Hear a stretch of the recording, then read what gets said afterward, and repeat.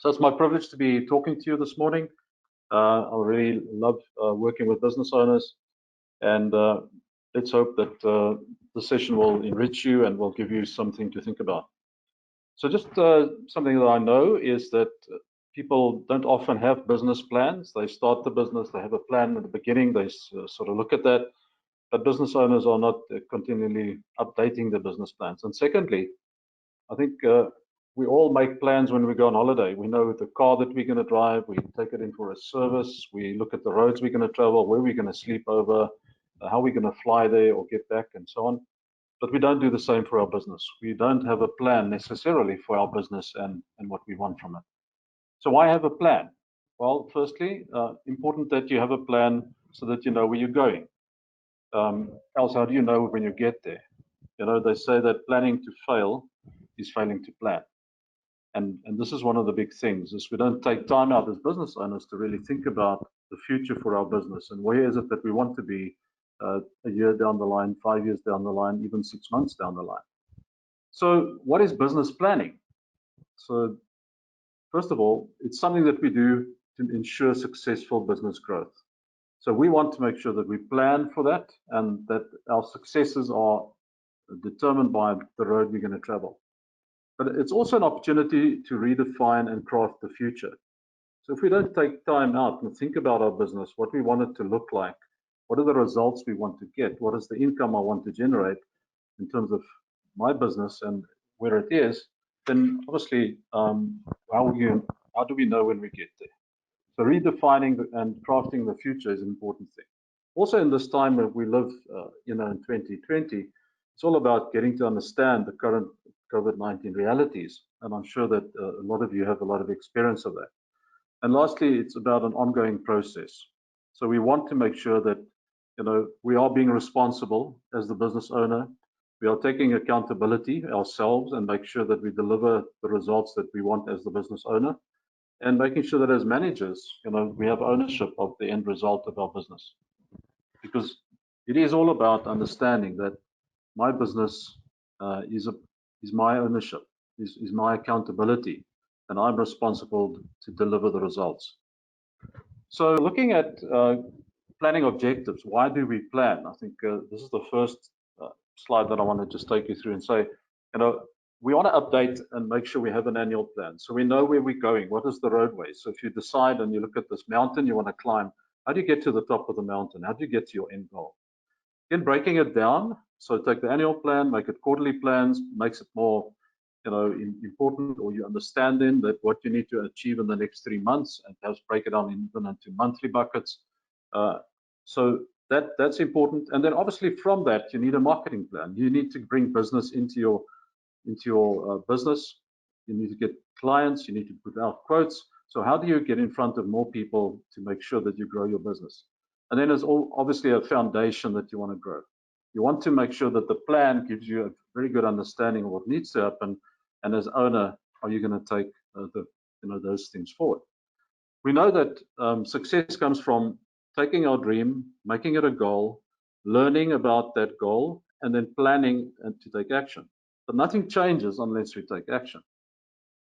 The planning cycle, we all know, is all about understanding that we have business goals that we define then as key performance indicators. Those could be turnover, they could be in terms of number of clients served, they could be around number of quotes that have gone out, whatever that key KPI is, and then measure and manage the performance. So the goal is X, I want to get to my goal, and that means I have to have these KPIs in place.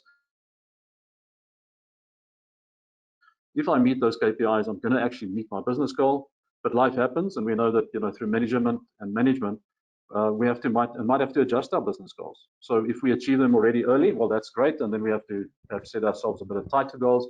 But yes, it's all about annual goals that become quarterly goals, then monthly, and then weekly. So have you made your turnover targets for this week to ensure that you are in a break-even scenario for your business, or did you make the profit that you want?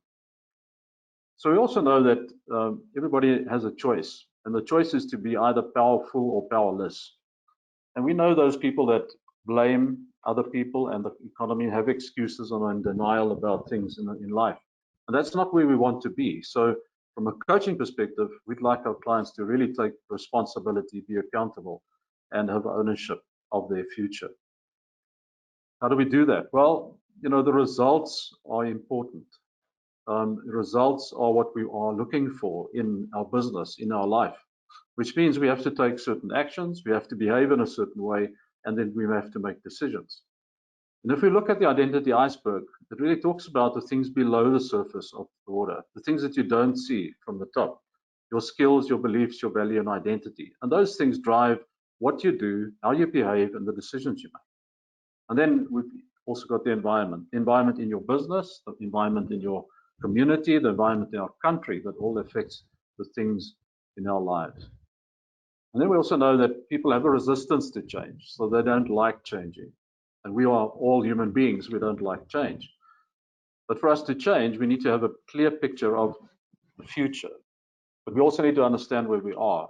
So for me to change in my life and my business, I need to, first of all, understand what are the pain points or my dissatisfactions.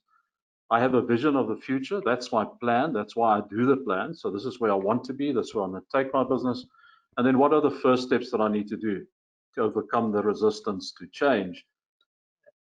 For us to be successful business owners, these are the things we need to do. We have to build our vision. We have to take those first steps, get our team on board, and make sure we all pull in the same direction. One of the quotes that I discovered recently is all around extreme ownership. And leaders must own everything in their world. There's no one else to blame. I quite like that because it comes out of the book of extreme ownership, but it just says that the buck stops with the leader.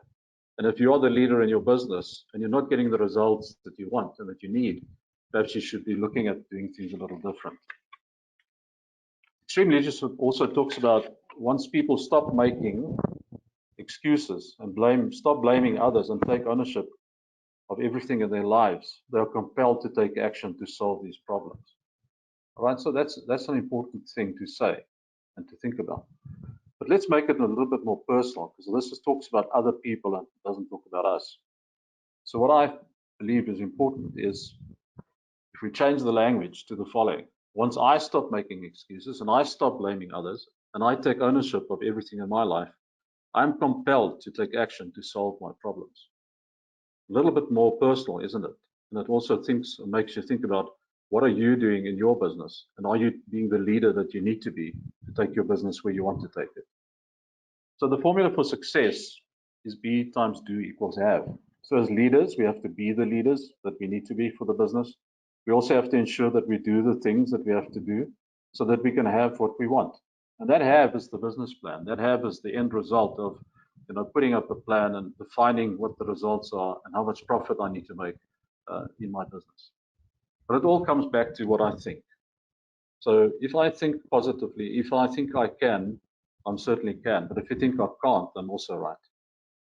So one of the slides we talk about is the quality of life. And the quality of life comes from the results we get. But where does that start? It starts with the mentor or teacher you had in your life.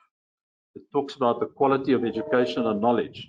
As a business owner, have you educated yourself? You're struggling with marketing. What have you done about learning more about marketing and so on? So then, once I have knowledge and I'm educated, I can start believing in things. I have dreams and I understand my dreams. If I start believing better things, I'm going to ask better questions, which leads to better decisions. At the end of the day, I get better actions and more focused, and the results are there, which they come from.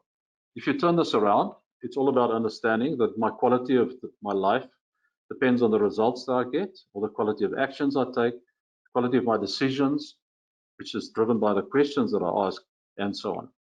So you can see that the quality of our results determines the quality of life. And we know that we want to get that up. We want to grow the results. We want to grow the quality of our life. But I must ask you, have you got your financial numbers in place? Do you know what they are and what they should be? Do you know your break even? Do you know the turnover you need to make so that you can grow your business?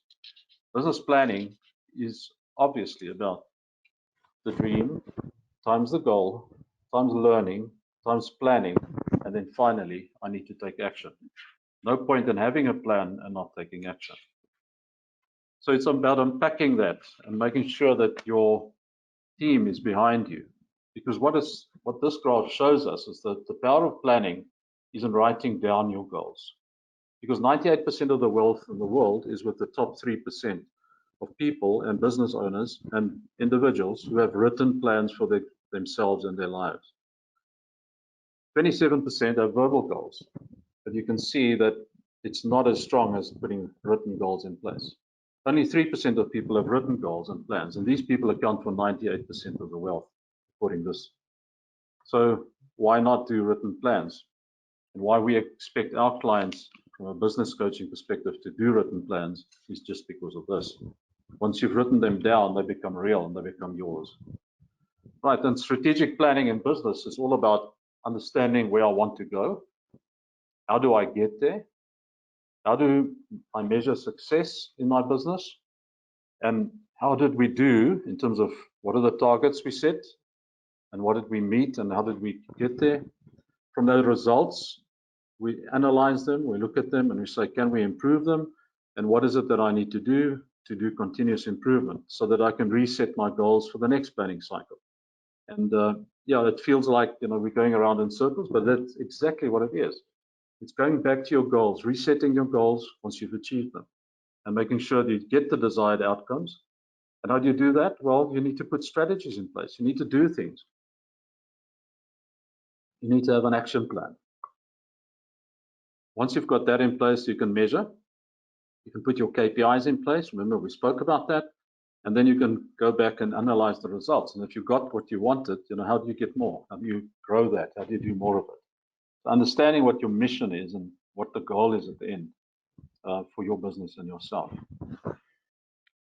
From an action coach perspective, we believe that business, you know, it starts all with mastery, where we want to eliminate the chaos.